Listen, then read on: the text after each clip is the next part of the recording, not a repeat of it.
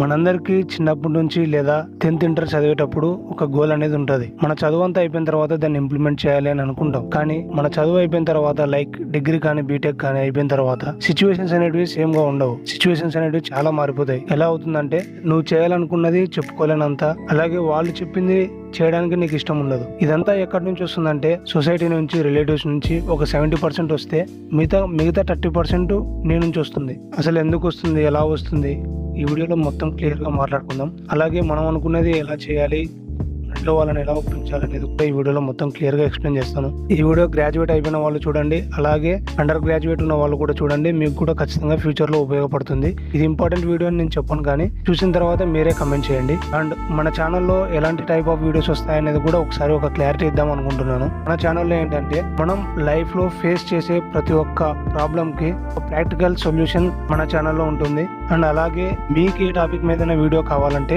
Just comment చేయండి, ఆ topic మీద కూడా వీడియోస్ చేద్దాం. ఓకే, ఇప్పుడు మ్యాటర్ లేక వస్తే కరెంట్ సిచ్యువేషన్ ఎలా ఉందంటే బీటెక్ కానీ డిగ్రీ కానీ అయిపోయిన స్టూడెంట్ వెంటనే జాబ్ కొడితే ఒక సక్సెస్ఫుల్ పర్సన్ గా చూస్తున్నారు, సొసైటీ కానీ రిలేటివ్స్ కానీ ఎక్సెట్రా. అసలు ఇతను ఎందుకు సక్సెస్ అయ్యాడంటే దానికి 2 రీజన్లు ఉంటాయి. ఒకటి బై లక్ ద్వారా అయినా కావచ్చు, హార్డ్ వర్క్ చేయలేదు అని నేను చెప్పను, కానీ లక్ ద్వారా కూడా కొంతమంది జాబ్స్ కొట్టిన వాళ్ళు చాలా మంది ఉన్నారు. అండ్ సెకండ్ రీజన్ వచ్చేసి వాళ్ళకి ఆ ఫీల్డ్ మీద ఇంట్రెస్ట్ ఉన్నాడు. ఒకవేళ మనకి జాబ్ రాకపోతే సొసైటీ గానీ రిలేటివ్స్ గానీ అందరూ మనల్ని ఒక ఫెయిల్యూర్ గానీ చూస్తారు. ఒక పర్సన్ కి జాబ్ రాలేదు అంటే దానికి కూడా చాలా రీజన్స్ అనేవి ఉంటాయి. ఫస్ట్ రీజన్ ఏంటంటే నాలెడ్జ్ ఉంది కానీ జాబ్ మీద ఇంట్రెస్ట్ లేదు, అతనికి వేరే ఫీల్డ్ లో ఏదో చేయాలని ఉంది. అండ్ సెకండ్ రీజన్ ఏంటంటే అతను చదివిన దాని మీద కాకుండా వేరే ప్రొఫెషన్ మీద కూడా ప్యాషన్ ఉండొచ్చు.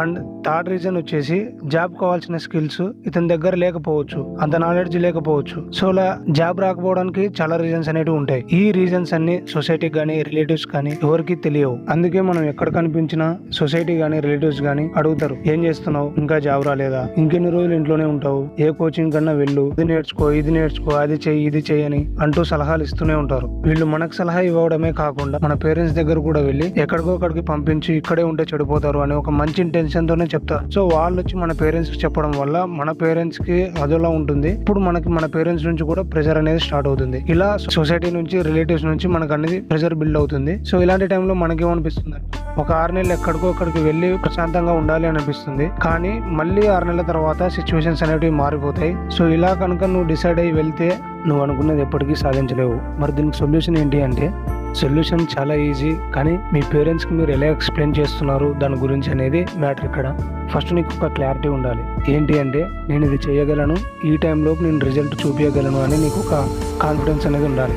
ఒకవేళ నీ డ్రీమ్ జాబ్ పట్ల ఆ కాన్ఫిడెన్స్ ఉంటే మీ నాన్న దగ్గరికి వెళ్ళి నువ్వేం చేయాలనుకుంటున్నావో, ఒకవేళ అది చేస్తే దాని మీద నీ ఫ్యూచర్ ఎలా ఉంటుందో క్లియర్ గా ఎక్స్ప్లెయిన్ చేయి. నేను దాని మీద ఖచ్చితంగా గ్రో అవుతాను, నాకు ఆ కాన్ఫిడెన్స్ ఉంది, నాకు ఒక 6 నెలలు ఏ ప్రెషర్ లేకుండా నాకు ఒక టైం ఇవ్వు అని డైరెక్ట్ గా మీ పేరెంట్స్ తోనే మాట్లాడండి. ఖచ్చితంగా వాళ్ళు నిన్ను యాక్సెప్ట్ చేస్తారు. ఇదే ఇంకా సొల్యూషన్. దీనికన్నా మంచి సొల్యూషన్ ఇంకొకటి లేదు. కొంతమంది ఏం చేస్తుంటారంటే వాళ్ళ పేరెంట్స్ ని ఎదిరించి వాళ్ళని బాధ పెట్టి నేను ఇంట్లోంచి బయటకు పోతా, ఇది తప్ప నేను ఏది చెయ్యను, ఇలా చాలా మంది పేరెంట్స్ ని బాధ పెడుతూ ఉంటారు. వాళ్ళని బాధ పెట్టి మనం సాధించింది ఏది లేదు. క్లియర్ గా దాంట్లో ఫ్యూచర్ ఎలా ఉందో చెప్తే వాళ్ళే మనకు సపోర్ట్ చేస్తారు. ఈ వీడియో మీకు ఎలా అనిపించిందో కమెంట్ చేయండి.